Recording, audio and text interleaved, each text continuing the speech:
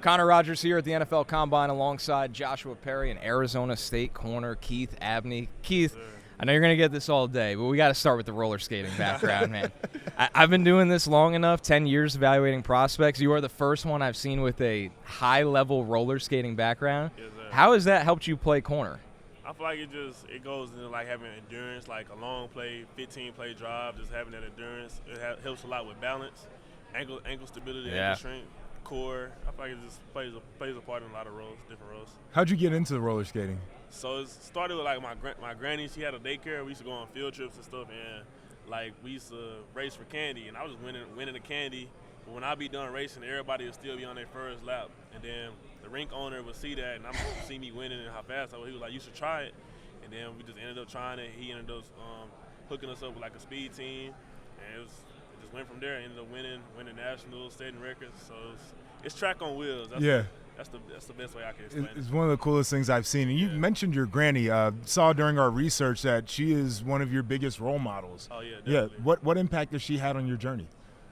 Just a lot. Just just being with her, a lot. Her support, just like a second mom almost. Just her always being there for me, always supporting me, always texting me inspirational things. Seeing her run her daycare, seeing her run her business, just always something that motivates me. Seeing her get to it and her grind, her how she just grinds every day and just gets to it. So definitely a great person. We're in this era of tracking everything. You in man coverage, very notable. I mean, you only allowed 7 catches on 22 targets.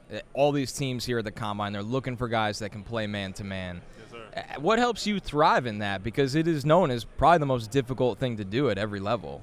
I just say the reps is getting all the reps. I'm going against one of the best receivers in the country every day. So, That helps, I think, yeah. Going against Jordan Tyson every day just something that preps me. I say my coaching, just taking the coaching, just getting the reps, trying to come in and perfect that technique.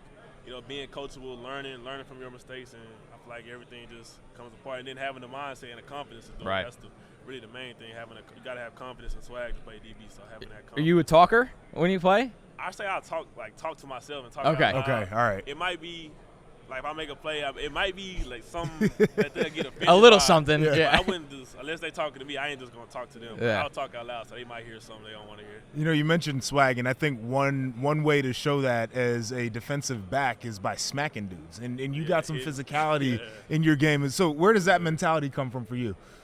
Just being a dog. I feel like on our defense we had a lot of great tacklers. So I didn't want to be the one missing the tackle. Right. So just got to come on with it. But I feel like just even as a kid, just not being scared. That's really the main thing. Want to lay your hat on something.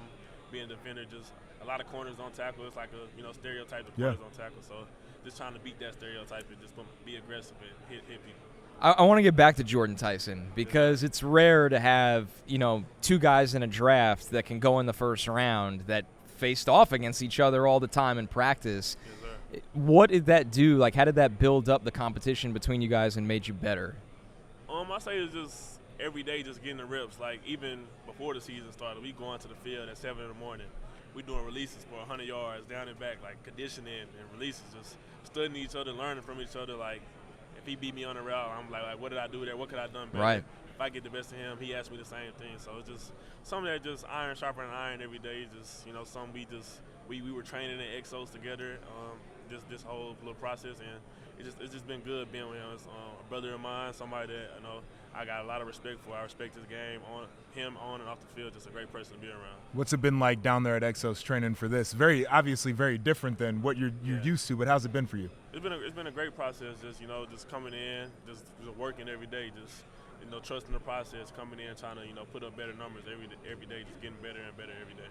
What is the day-to-day like with that? Because you go from a football and school schedule that's crazy to all the guys we've been talking to. It's like my meals are regimented. Mm-hmm. My training is a little different because I have to fit this in. So what is your day-to-day like? So probably like my workout group was at 11, was like a run or a movement. Like let's say we're doing change of direction or like just top end speed or working on our starts acceleration. So that'd be at 11. Got treatment at around like 9:30. So you get there around like 8:45, 8:30 just to eat breakfast, get your treatment in, get your body warmed up for the run, and then we got a lift at 3 o'clock. So that was upper body lift, lower body lift sometimes. So just working on explosiveness and just getting your body right. get some position work in between some of those days. So it was all good. I loved it up there. Had all the resources. It was a one-stop shop for real. You mentioned the change of directions. One of the things in your tape that stood out to me. What do you anticipate your testing is going to be like here? I'm actually, when I do my 5-10-5, I'll probably do it at Pro Day and stuff like that. Probably do a lot of stuff at Pro Day. So, but it's gonna be fast. Yeah. I anticipate some fast things. I feel like my film displays that, so I'm gonna come out there and try to show that it translates. What do you find that NFL teams, as you meet with them here, are looking for from you when you have these combos?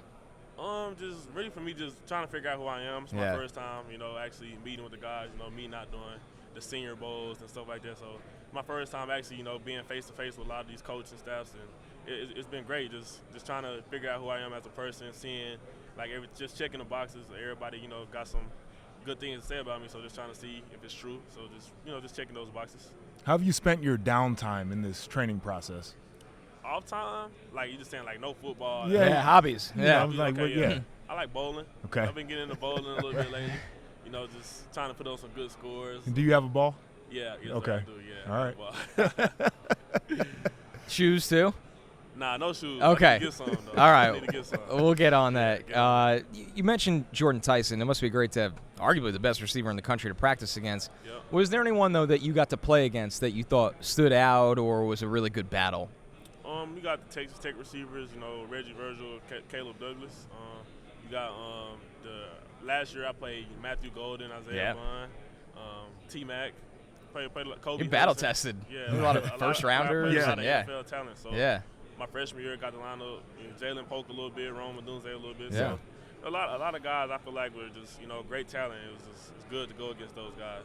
I mean, how much confidence do you have based off of that? There are a lot of guys that get here and they don't feel like they're nearly as tested as you have been. How confident are you of your transition into the league based off of that? I'm very confident. I feel like I said, as a DB, you got to have that confidence in yourself. Like, if you can go out there and get beat if you don't got that confidence. So I'm very confident in myself because just knowing the work that I put in. So, I'm very confident. Keith Abney, corner, Arizona State. Can't wait to see what you do in the NFL, man. Thank you for stopping by. Appreciate y'all for having me. Thank you. Yes, sir. Hi, I'm Mike Tirico, and thanks for watching. Make sure to hit subscribe for the latest news and highlights from NBC Sports.